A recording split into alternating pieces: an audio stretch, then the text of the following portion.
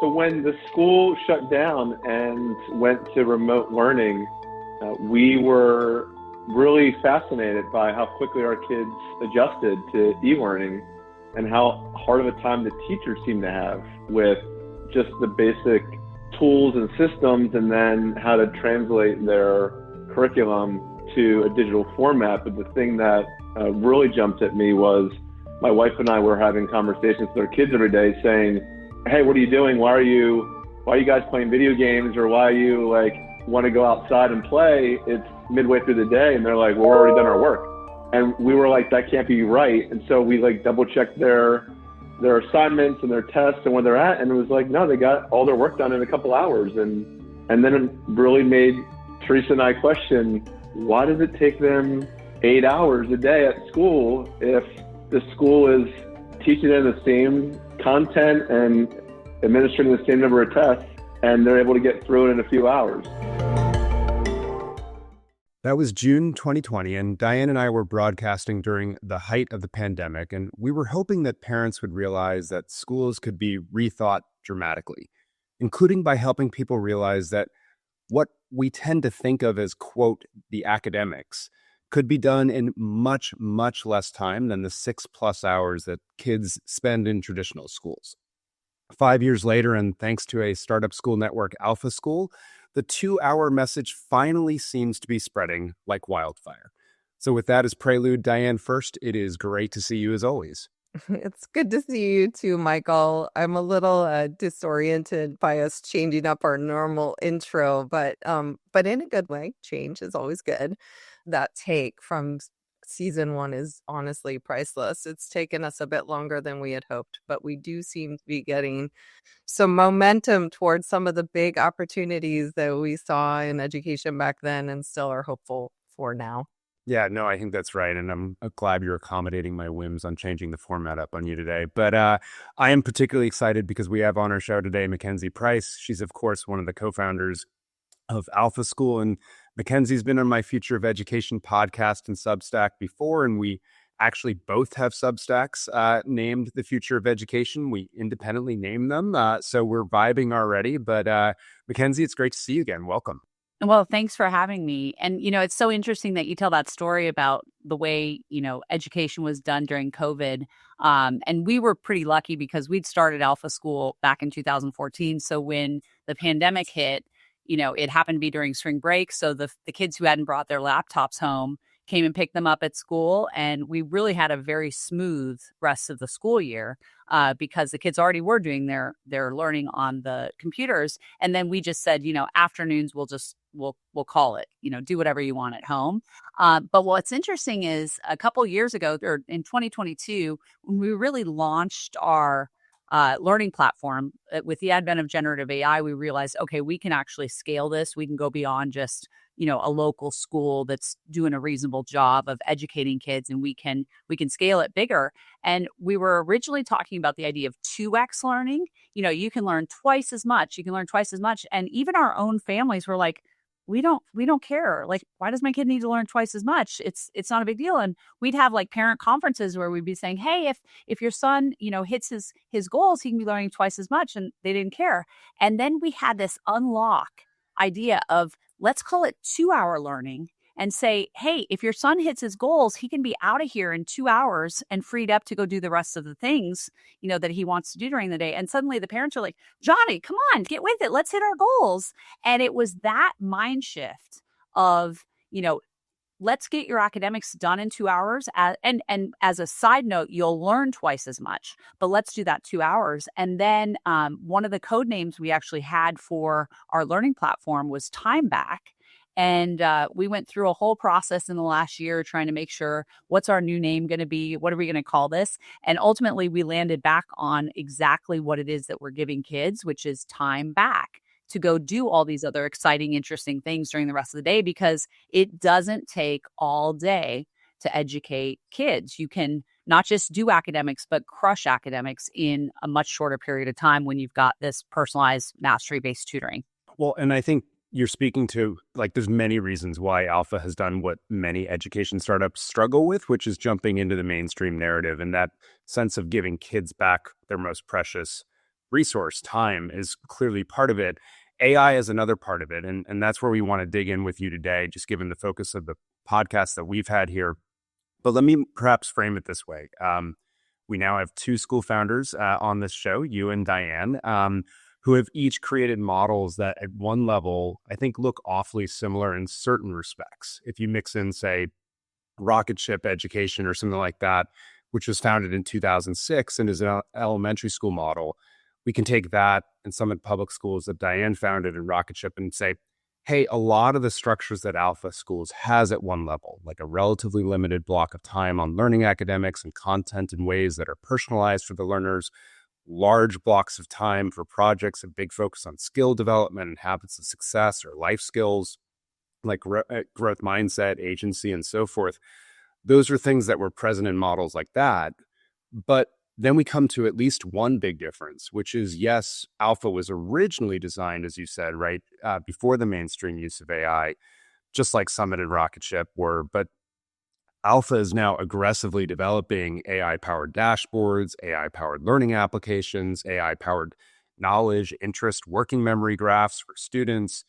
And so, given our focus on the podcast in this particular season around AI, I just love to dive into the AI parts of the model with you. Even as we'll say up front, like AI is clearly inextricably linked to the other elements of the overall Alpha model. Pulling them apart is not fair to you all.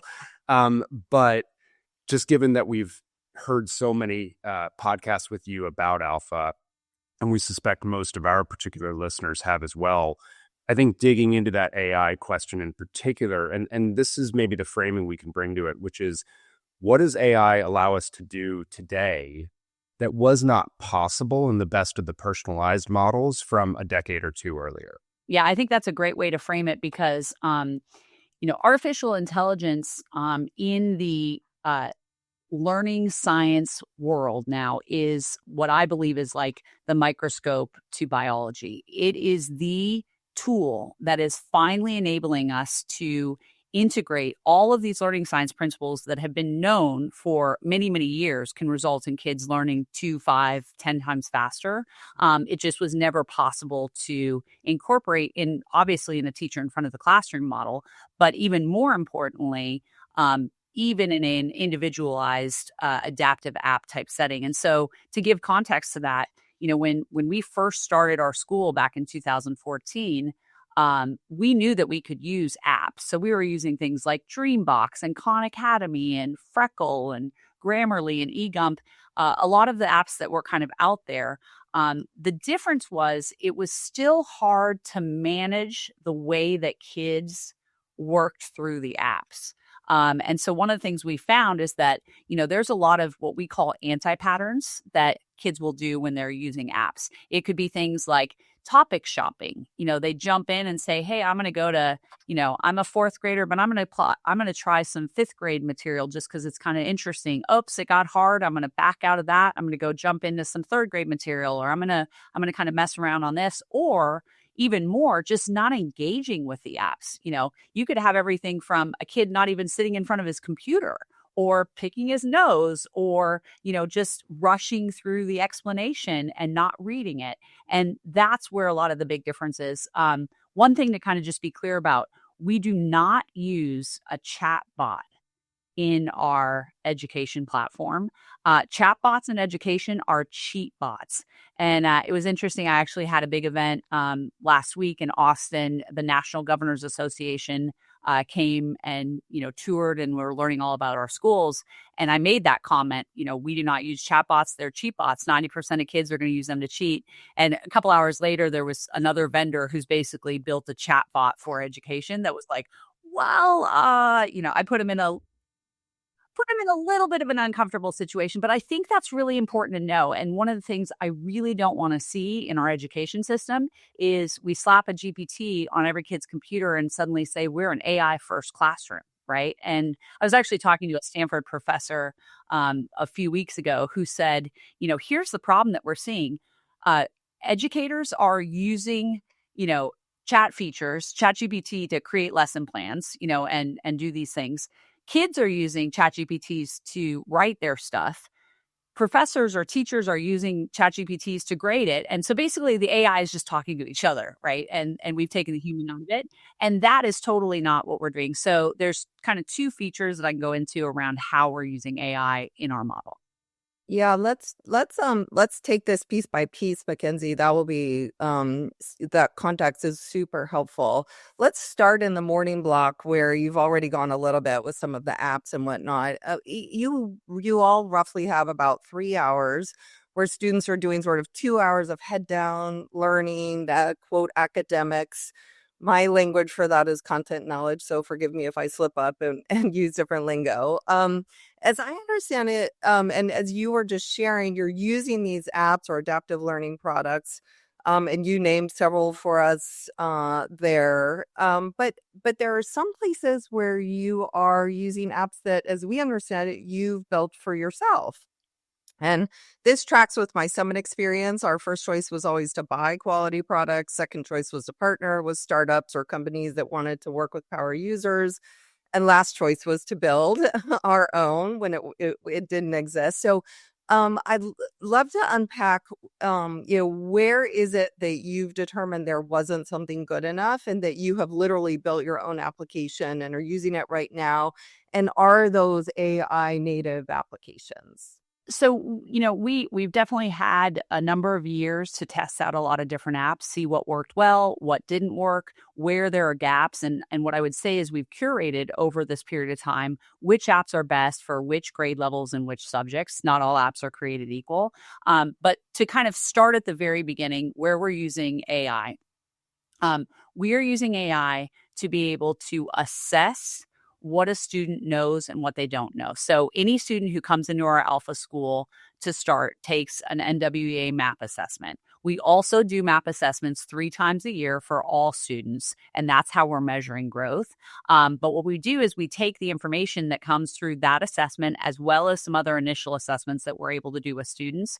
And from there, we have AI tools that will basically build out the personalized lesson plans that say, all right, here's where a kid needs to go. Here's how we whole fill, which of course is a very common issue. Even our students who come into us with, A's on their transcripts, can be 3 years behind in academic content, right? Actually, we found out students who came in to us this year from other schools, if they had a B on their transcript, they were between 3 years behind and 7 years behind, which actually shows, grades mean nothing anymore in this day and age.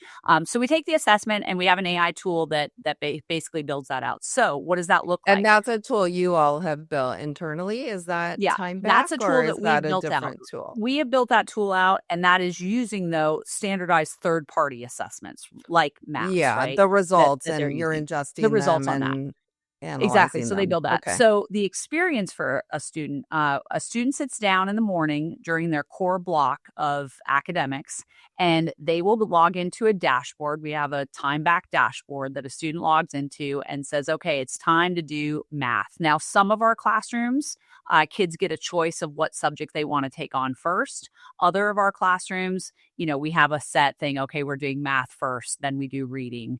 Then we do language. And is that based on age? It depends. Depends on the age, Okay. yeah. And so Okay. it's always interesting. What we're really working on creating is self-driven learners who understand their skill of learn to learn. So like if you talk to some of our 4th and 5th graders, you'll hear some of them say, hey, I usually will choose to take on my hardest subject first when I'm fresh and I'm ready, right? In our kindergarten and 1st grade classrooms, that's more, okay, it's math time, it's reading time, and it's kind of subscribed there.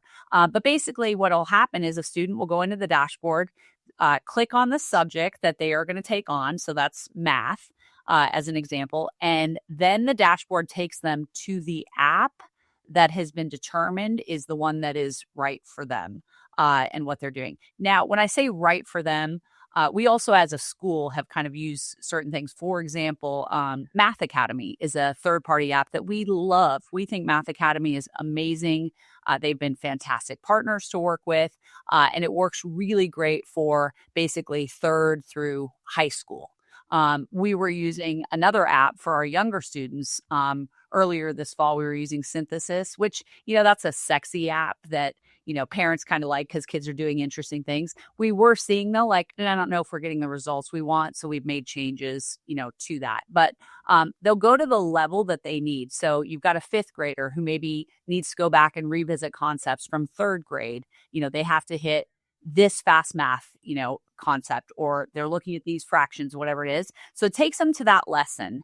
And they're doing that. So that's the first use of AI that we have. Now, the second use that we use is the vision model. So what's happening is we're using an AI tool that we have built that tracks the screen and is actually watching to understand how is a student moving through this material. So for example, when they are doing reading comprehension, are they rushing through the article? Or are they just scrolling to the bottom of the screen and randomly guessing? Are they taking the time? And of course you can tell this is a reading article that normally would take, 69 seconds to read, and this kid just answered it within 10 seconds. Okay, now we're realizing we have an anti-pattern, which is basically an improper use of engaging with the apps. So we're looking at that in terms of the vision model to see how kids are learning. Are they, when they get a question wrong, are they watching the video? Are they, taking time to read the explanation? And then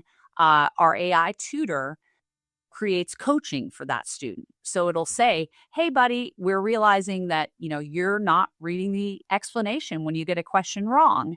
If you take this time to go forward, here's what it would do. And so we're basically giving coaching. Now, the other thing is in our schools, we also have our cameras turned on and they are recording the student.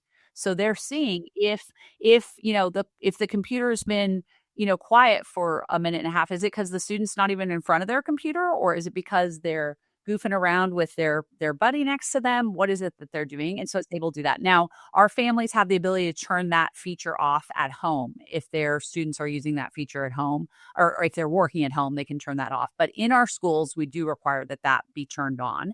And so we're able to kind of look at the coaching. Now, students will basically walk through each of their core subjects, generally in about 25-minute Pomodoro sessions, and then they're done with their academics in that 2 hours. The other feature that we're using with our AI tool is we can really well analyze and understand how a kid is progressing through the material. What percentage completion are they on each of the different apps, in grade level subjects, things like that. How many minutes do we anticipate they, how many weeks will it take before they're finished with, fifth grade math?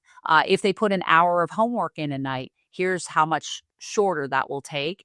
And one of the things that people love about that, not only do our students get to really see and understand, they have a sense of ownership over their academic journey, but of course, parents can log in, every day if they want to be able to see what is my kid working on, what, did he hit his goals? And then what we're also tracking in the way that goal setting works is students are getting experience points, XP, to borrow, a term from video gaming. And so the goal is that they get 120 XPs per day, which is 120 minutes of focused work. That's one XP is equal to 1 minute of focused work. And so that's what we're working on. And then when you ask about the apps that we're using, we have built Alpha Math, Alpha Read, and Alpha Write.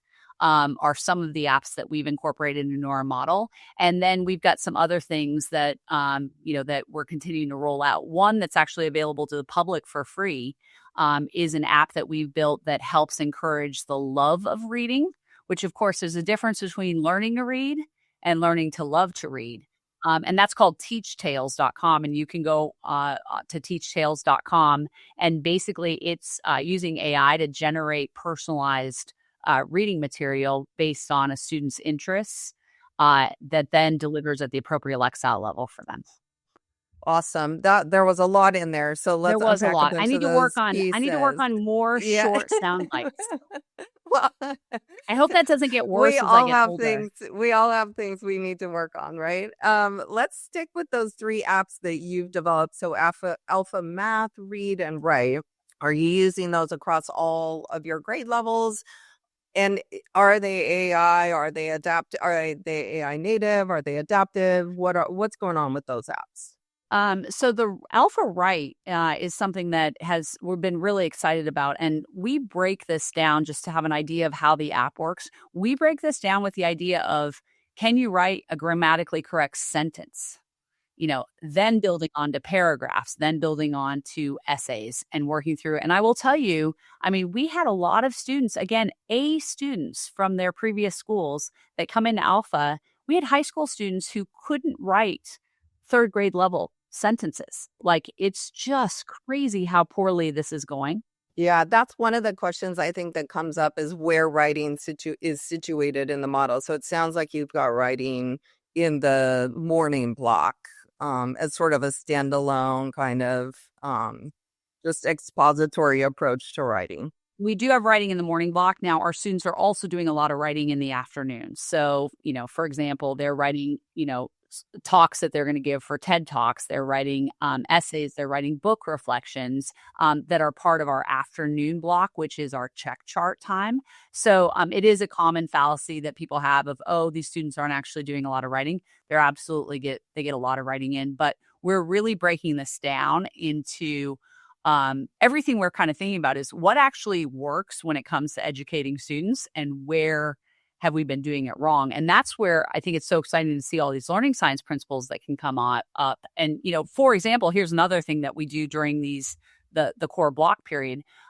We're measuring what percentage accuracy students are at to understand, are they in the zone of proximal development, right? If they're getting more than 85% of the questions right, then that's a sign that they're in too easy material. If, they're under 70, it's a sign this is too hard. How do you make sure that they're staying in the right spot? And so that's the other part that the AI tool will kind of say, whoa, hold on here. We're noticing that there's something, changing, or that a student's not being hit at that right, level. The other thing that's going to come in to play is we're also going to be able to really take a lot of things around cognitive load theory principles and understand, okay, if a student only needs 5 reps of a concept in order to master that concept, they shouldn't have to sit around and do 10 reps. And if a student needs 15, they shouldn't only get 10. So that's just some ideas of some of the things that are coming in the pipeline that generative AI is going to make really available. So 2 things I'm trying to understand and contrast to pre-AI to now that we have AI, because a lot of what you're describing sounds very much like what Summit Learning was about. We built thousands of playlists, and young people, they actually had a lot of choice. So we were working on self-direction. They would do a pre-assessment, they would know what they know, they would prepare, and study and learn, and then they would take a post-assessment. We would assess all the things you're talking about. So I guess I'm wondering, in these apps, is that similar, or is AI actually playing a new and different role here? And then I do want to get to the sort of time back coach as well, because I realize it's connected. But are we using AI in these apps? Or are these sort of still adaptive learning apps? Are they? Yeah, the third-party apps that we're using are not using, an AI feature, and they're not creating dynamic content, that is created. This is, the K-8 Common Core curriculum is what's being fed into these apps. Where we are getting to is we are going to be moving in 26 to dynamically created content. Obviously, there's been a problem. There's still hallucination issues. In fact, we have a group of high school students, kind of our top honor students, who we are testing out dynamic content. And they're able to say, hey, guess what? The AI is acting up here. Like, this is totally a wrong question on that. But right now, what we're doing is we're going through and we're analyzing every lesson before it's out there. So this isn't just like an LLM creating 5th grade curriculum. We're still using that. Where the AI tool is really being used is around that vision model. So that's the biggest difference, is that, and that's part of the reason, if you talk to families who went to Alpha, 6 years ago, you'll hear a much more varied experience, right? We had a lot of families that my kid wasn't learning. They were goofing around. There wasn't this connection. Now, there were a lot of reasons for that. We didn't have the motivation model locked in. We didn't have the high standards, just expectation. But the other big part was it's really easy to goof around when you're learning on these, in general, on these apps. And so that's the biggest thing right now, is that our AI tutor is ensuring that kids are moving efficiently at the right level, and then understanding what the pace is for that, and creating basically new lessons that will fill academic holes, and go at their pace, is what I would say. But yeah, if you're looking at, for example, a math academy, type of thing, that is static content that kids move through and kind of work on. We used to use IXL. Actually, IXL kicked us off of their platform. They don't like us for some reason. They literally won't even tell us. They won't talk to us. They just say, you're off. But we had used IXL a lot. And actually, one of the things I always say for families that are wanting to recreate this at home, I actually think IXL does a really good job across a lot of dimensions. They were a pretty good app. They don't like alpha for whatever reason, but that's where we've kind of been able to figure out what this is. But I think the other question, when you talk about things like reading, writing, it's really helping break down our apps that we built. They're breaking down into small components. Let's make sure a student is excellent at this and then build from there. I think in a traditional classroom, having students write a 5-paragraph essay is not necessarily helpful. Instead, are they really understanding the structure and mechanics of a sentence? Are they understanding what a paragraph should look like? Are they going? And we use really the idea of building blocks in all of the work that we do. So does that mean you've got underlying, at least the apps you're building, sort of a knowledge graph that you're working with? I mean, that, again, fairly fairly consistent. Let's dig into that AI coach or tutor, like you said, because it sounds like this is not a traditional dashboard where young people are looking at their own data and information. Maybe they are, but what it sounds like you've really got is this AI coach or tutor coming in to keep them motivated. I mean, the apps you're talking about, lots of schools have them. As you know, lots of schools, they just don't get the number of minutes, they don't get the progress. And so it sounds like that's the key. So that is an AI tutor, but it's not a bot that you were referencing? Well, it is, but you're not correct about that. The AI tutor is not providing the motivation levers. There's no motivation that's happening through the apps. The motivation is all through our guides, our human teachers. They are focused on motivation. And just to be really clear, the reason we're having the success that we're having and the academic results we're having is not because of our ed tech. Our ed tech is fine, it's whatever, but there is no magical ed tech product that just immediately motivates and makes a guide or makes a student, lock in and be able to learn well. We haven't built it. We haven't seen it yet. The key for us is that we have freed up the time of our human adults to be able to focus on motivation. And so that could be everything from the idea that students earn alpha bucks for hitting their XP goals to, I was just talking to one of our kindergarten guides the other day, and she said, we have kids where when they hit one of their goals, when they unlock a goal that they've done, they have a secret signal. They'll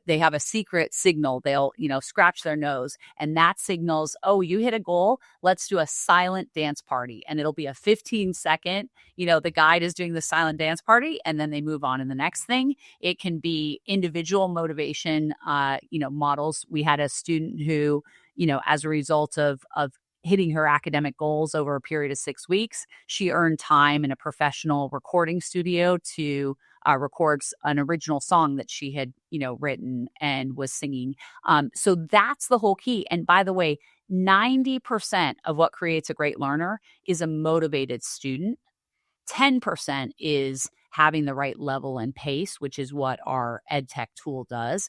What the AI tutor does, though, it actually does give kids the ability to go on their dashboard each day and see, okay, I hit my rings, I filled my ring. It kind of looks almost, think of an Apple Watch, with exercise rings. That's what it is for each student is, did you fill your ring, which means did you get your XPs in that subject? And then they can go into their learning dashboard and they can see at any time, here's how much I hit. We even have a waste meter in the corner that says, you've wasted 20% of your time you were wasting by not engaging in the right way or not accurately doing that. So the student doesn't actually like engage with the AI tutor. It literally is just powering this dashboard then. Well, it's powering the dashboard, and then it will pop up and say, it'll write something like, hey, watch the video explanation.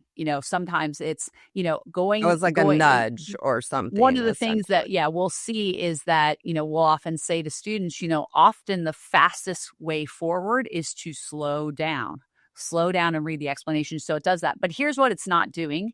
There's not some little avatar dashie that pops up and is like, hey, Johnny, you're doing such a great job. 2 more questions, and then we're doing that. It's not that kind of thing. The AI really is kind of undercover. And it's again building these lesson plans and then analyzing and understanding how a kid is moving through them. Building the lesson plans that are in the apps or in the after. Yeah, taking them to the right spot. So it's able to say, okay, we're going to take you to by this lesson plan, you're specific saying lesson. directing them to Yeah, we're specific going to tasks direct in you that. directly to this math academy. And we Got put it. up these basically guardrails that don't allow a kid to pop out of math academy and say, hey, instead of doing this concept, I'm going to go play over here. I'm going to go do this. And I think that's a problem in traditional classrooms when people are using apps is they're given their iPad or their Chromebook, they're put on Khan Academy, and then they've got the ability to kind of bounce around. There's one other topic that I think is also important, and this is actually a lesson we learned very early on, is the idea of requiring students to do some work each day in each subject, right? And there's a lot of alternative education systems that'll say, hey, if a kid doesn't really want to focus on math for a couple months, that's okay. They want to pursue reading. We actually believe, and I'll never forget the very first year, we had a first grade student who absolutely loved math.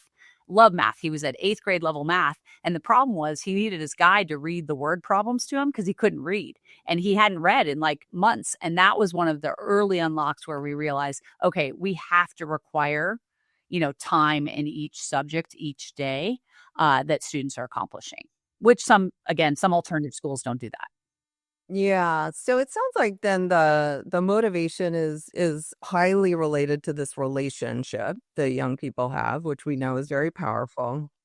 And then just following the directives essentially of the guide and then the technology to do what you're telling them to do and stay on track. Exactly. And then I think the next part of the motivation, kind of the deeper level of motivation, is, and, people often go, oh, is extrinsic motivation bad? And you guys know there's all the research that shows there's not necessarily even that same, intrinsic versus extrinsic. But what we are seeing is that as students become more and more capable, and build up their knowledge, they become more confident and they do get more motivated. They suddenly realize like, wow, okay, I can be 99th percentile in, math, in language, in science. I can do this. It's not as hard. And so we find that kids, their identity really changes as they start to see that, wow, I'm capable of learning when I'm given the right level and the right pacing, and I get motivated to do that.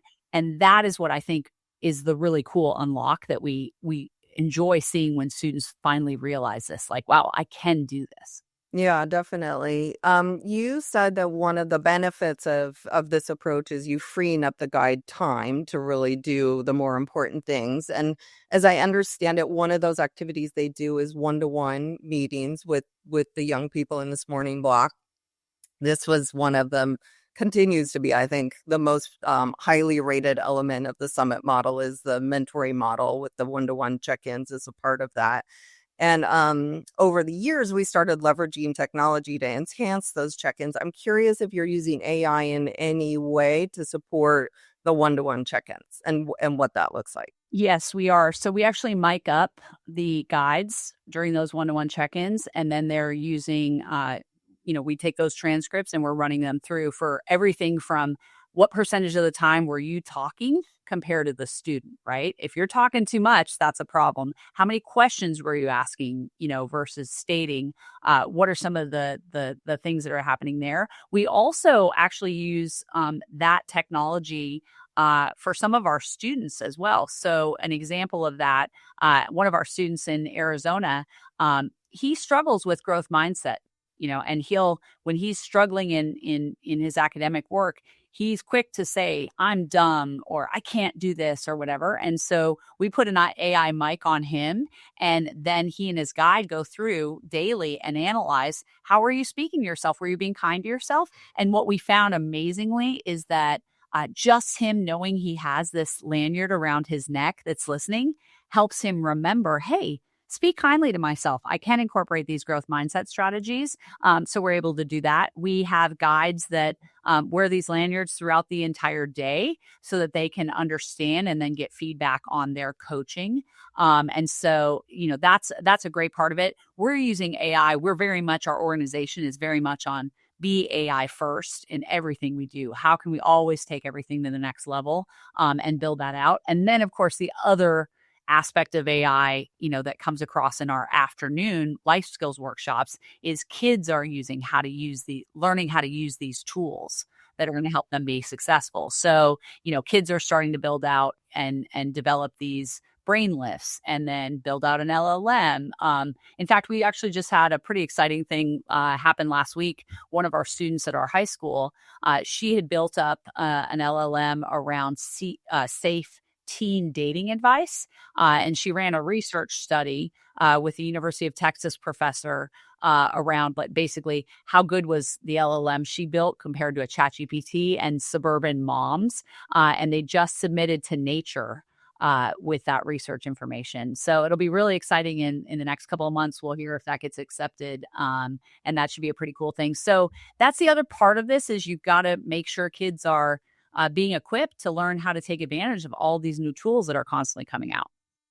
For sure. For sure. Let's move to that afternoon block and unpack that a little, because I think I hear far less about the afternoon time, it was familiar to me because also in the Summit model, the self-directed learning time seemed to get all of the publicity and the play and whatnot. It was only 2 hours. It was only 30% of the young person's grade, but it got like 90% of the attention. So let's break the afternoon into the K-8 and the high school, because I think those two are different in your model. Talk about the K-8. Yeah, talk about the K-8 afternoon where I understand it's young people are learning life skills. Is this a project-based approach? Who's planning this? Is it a curriculum? I think, as you just said, students are encouraged to use AI from their side. But what I'm really interested in is how are guides and educators using technology and specifically AI for this afternoon block?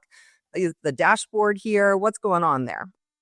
Yeah, this afternoon block is really when our guides are shining in terms of being able to plan and connect and mentor our students. And that's done a few different ways. So when we think about it in K through 8, our students are participating in these life skills workshops that are developing leadership and teamwork, financial literacy and entrepreneurship, relationship building and socialization, public speaking and storytelling, and grit and hard work.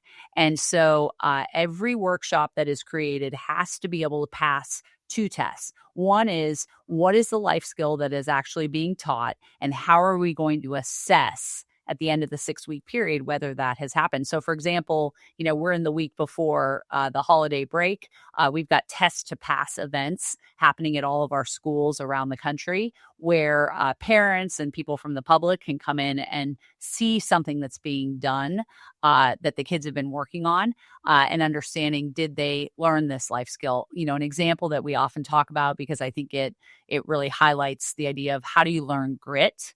How do you learn, to stick with something when it's hard? So we have students who participate in grit triathlons, and that could be things like having to solve a Rubik's Cube, juggling 3 items for 30 seconds, and running a mile without stopping. And when you can see that a kid has, a 3rd grade student has been able to understand, okay, there's an algorithm and I keep practicing my Rubik's Cube, and I start by juggling scarves and eventually I'm juggling balls, and I incorporate atomic habits to, walk and run. At the end of 6 weeks, when these students are able to accomplish that goal, it shows grit. We also do a lot of physical workshops that build out things like like grit, like facing fears. For example, we've got a rock climbing workshop, and that actually for our kindergartners, they're climbing a 40-foot rock wall. And, when you watch the difference between a student at the beginning of that 6-week period, you got a 5-year-old who's like, I don't even think I can hold on to one of these, suddenly going 40 feet up. The only one more amazed by that are their parents, right? Their parents are like, this is amazing. So a lot of physical workshops that are doing things. And then the guides will use AI tools as part of building out those workshops, being able to measure. One workshop that we do every year that's very popular, it's a communication and basically uplifting others workshop. And the test to pass for that workshop is that kids go into an escape room, one of these rooms where they have to, solve a bunch of different puzzles and logic things and all of that to go. And we mic the students up, and we use AI to analyze what percentage of their language is considered uplifting and positive. Where are they doing that? We'll do that in sports activities. Kids will get feedback on their public speaking. They'll be using AI tools to build graphic novels, to build films, all kinds of things that they're working on that way. And so that's a combination of group workshops. And then they also get individual time to pursue what we call kind of check chart independent projects. So it sounds like then your guides are using just AI, like an LLM, to help them plan those workshops. And then are you rubric grading or just checklist We're rubric grading as well. And so we have for each life skills workshop, we're grading what is the quality of this workshop. And that's everything from, the kids' assessment of did they love the workshop. We're constantly surveying parents, kids, to make sure that what we're delivering is right, and how are these guys going. The thing that we're calling it kind of alpha life from the rubric, is that derived from the AI, or is the guide doing that? And then is that also incorporated in their dashboard? All a combination of both things. And I think in a lot of ways, what we are constantly doing is iterating. How do we build upon a workshop? How do we make it better? What are we doing each session that kind of comes together? In fact, today, again, it's the last week before the holiday break. We've got staff days every evening, after school, as we kind of plan and go through what worked, what are we doing to kind of increase, love of school, the learning 2X in 2 hours, and then development of life skills. So we're working through a lot of these types of activities of, how can we make this alpha life core soft skills measurable, right? How can we understand how to measure these skills versus just kind of saying, oh, sure, they're learning leadership qualities, from something. What are the things that we can do to kind of build that out? Interesting. One of the big conversations, is how AI can and should change the role of the educator. And you all have purposely and publicly redefined the role of the teacher to be a guide.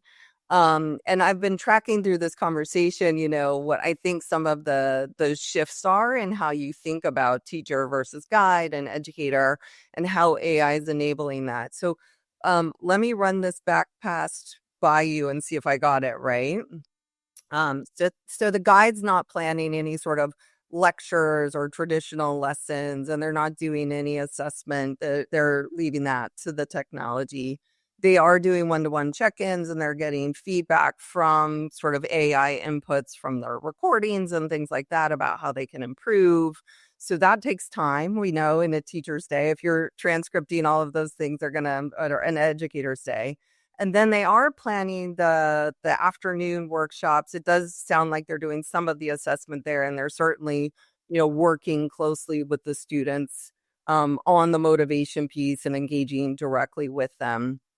And it does sound like that's supplemented by AI. Did I get that right? Sort of the role of the guide, if you will. Yeah, you did get that right. Now, there's one other aspect of the guide's job in the morning academic time, in the core time. I think people have this misconception that, you've got a group of kids that are just staring at computers with no adults in sight. Our guides are there and they're engaged, but they're not there to teach academics. So if a kid says, hey, I'm struggling with this, you're not going to see one of our guides saying, okay, let me show you how to work through this problem. You got to carry the one. Let's do a tutoring session on this. Instead, they're going to be basically asking students questions to help them understand if they have used their resources. So, hey, were you able to watch the video? Did you go into the resource library to find another answer? Did you check these kinds of things out? And so that's where they're really providing coaching around how to go about learning to learn. Here's one, I don't know if you call it an exception, but one thing I will say for our younger students, our kindergarten first and second, we have not found to this point a replacement for reading than that one-to-one reading time. So we have reading specialists at all of our schools for our younger learners who are working with students on reading, and our students get one-to-one pull-out time, to be practicing that reading. It's something critical. We are seeing, certainly some great progress and success around learning to read, but you have to have that time reading out loud with a human. And so that's the one thing I would say is our guides in our younger levels. We do have certified like reading specialists who are at those schools, and it's critical. We didn't talk about the high school afternoon time. And as I think you alluded to, and as I understand it, this is where young people are picking one project to work on for 4 years. And again, I don't know if that's a headline or if that's accurate. I must say this is an element of the model that gives me a little bit of pause. And so I'd really love to but a lot of buzz. So what's actually happening for high school students for those 4 hours, 4 years, So we have 2 tracks for our high school. We have what we call an honors track. And the idea of that honors track is basically kids who kind of, want to be sort of Ivy League bound. They've got ambitions of going into a top 20 university. And so in that program, we're basically saying, okay, we'll deliver 1550 SAT scores, 5s on at least a few hard AP courses, and what we call an Olympic level Alpha X project.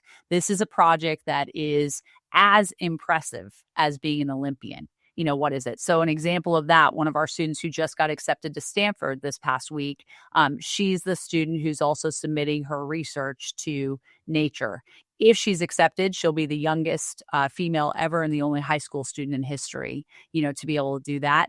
They work on something big. Now, during that time when they're working on these Alpha X projects, there's no question that you'll have kids who might decide to change their project 10 times during their 4-year experience. What they're really developing is the skill of learning how to go deep into something and become an expert. And so we'll do things like they'll go into, 2-week-long sprints where it's like, go learn everything you can learn about this subject. And at the end of that 2 weeks, just as often as not, you'll have kids come out and go, actually, it turns out I'm not interested in that. I want to go into something else. And the other thing is these projects that kids work on aren't necessarily what they say, oh, I'm going to do this for the rest of my life, right? I'm going to go build this out in college or something. But it's a project that they're kind of, able to develop and go deep and become an expert on. Now, we also have a non-honors track at our school. And that non-honors track is for kids who say, I really love the idea of getting time back to just go do things I'm interested in. So, for example, we've got a student who wants to get his pilot's license and he loves the idea of flying planes. Now, does having your pilot's license at age 15 get you into Stanford?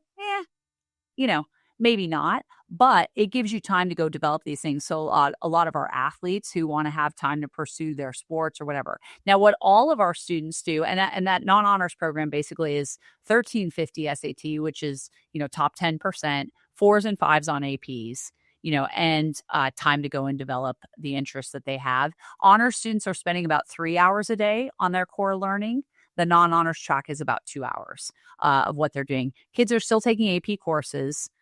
They're still doing all of those kinds of things. Sorry, you lost me for a second. Where's the AP course? Is that in the afternoon or No, that's in the morning. That's the core academic time is students are taking 4 years of English, 4 years of math, language, or, foreign language, all that kind of stuff. So they're doing that in the morning. Afternoons are for working on these Alpha X projects. And then we do a lot of workshops around life skills for all of our students. So that's everything from rejection training to giving and receiving feedback, leadership challenges, a lot of things that students are working to kind of build out those skills is what our high school program looks like. So in the high school afternoon, there is sort of still a framework curriculum. Maybe it's not every day, all the days, but that you do have some of these skills that you're doing some workshopping around with students? Yeah, there's absolutely a framework. And then for the kids who are working on their Alpha X projects, they basically go through different levels, right? So, as an example of the kind of the highest level, where basically these kids are getting out and they're launching real businesses or activities. One of our students who's a senior this year, she's working on getting a musical launched in Broadway. So she actually spends, five to 7 days a month in New York City, working on recording with producers, meeting with potential investors, doing those types of activities. So she's kind of been released out into the wild, in some ways to go work on these projects. But the other thing that we have in common is every day our students are spending an hour working on their brain lift.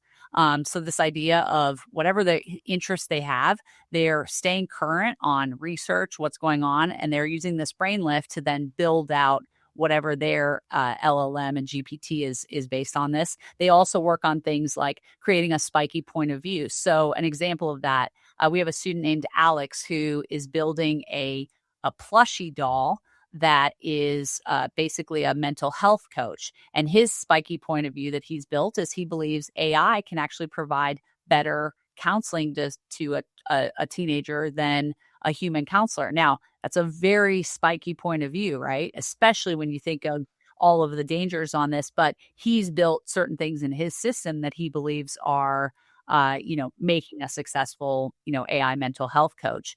And so the idea is building out these things and being able to learn how to become an expert on using AI to build this thing out. So we have another student who's interested in creating. He's a filmmaker and wants to create. His ultimate goal is to create an Oscar-winning film. And part of what he's done is had to create basically a spiky point of view around how filmmaking can be done. And he just got accepted. He reached out to a bunch of different podcasts. He got accepted and invited on 3 podcasts. Now, a lot of rejection training going on in there as well, where there's a lot of podcasts who say no answer, or whatever it is they do. But they're learning all of these skills during this time, plus getting the traditional academics that, students in a normal school are getting. Where would science labs fit into this model, or, projects that are in history where we know kids, dates, facts, information is base, but you actually need to understand the big themes and trends. Where does that fit in your model? Well, if you take things like science labs, we don't have science labs. Our students are taking AP biology, AP physics, AP chemistry, but they are, watching great YouTube videos that are exploring these topics instead. We haven't found that there's this critical piece of getting kids in a lab doing beaker experiments, as part of what they're doing. They can watch these things. Now, kids who are really excited about something that they're working on, in science can go and build something out. So for example, we had a student who got really interested in cancer research and epigenetics, and she ended up going out and creating a documentary that's been viewed over 5 million times around cancer and epigenetics. So we kind of think like everything we do at these schools is taking an interest or a passion that a kid has and figuring out how to get them out in kind of real world experience with things, and how they can build. We had a student who loves physics, really interested in science, loves physics. He was also went on to become a professional water skier, but he would take physics principles and then work on how he could improve his water skiing times and rope length, incorporating physics principles. So there's things they do there. Things like history, for example, students are taking AP World and AP European and AP US history. So they're doing all of those things. They're getting a lot of experience on writing, obviously, as they're learning on apps. They're coming out with, 5s on their APs and doing very well. And they're having some connected time with each other where they're basically going through some checkpoints at the same time where they're interacting. Last year, towards, basically in April, you heard a lot of singing because kids had basically used AI tools to help them remember a bunch of their facts for AP World History, with basically in the same vein as Hamilton lyrics, and working through those things. Is that the College Board's digital curriculum then that they're using for the AP courses? Yeah. And then that like joint collaborative time would be in the afternoon. Is that how it connects? Yeah. Got it. Awesome. This season of Class Disrupted is sponsored by Learner Studio, a nonprofit motivated by one question. What will young people need to be inspired and prepared to flourish in the age of AI, as individuals, in careers, and for civil thriving? Learner Studio is sponsoring this season on AI in education because in this critical moment, we need more than just hype.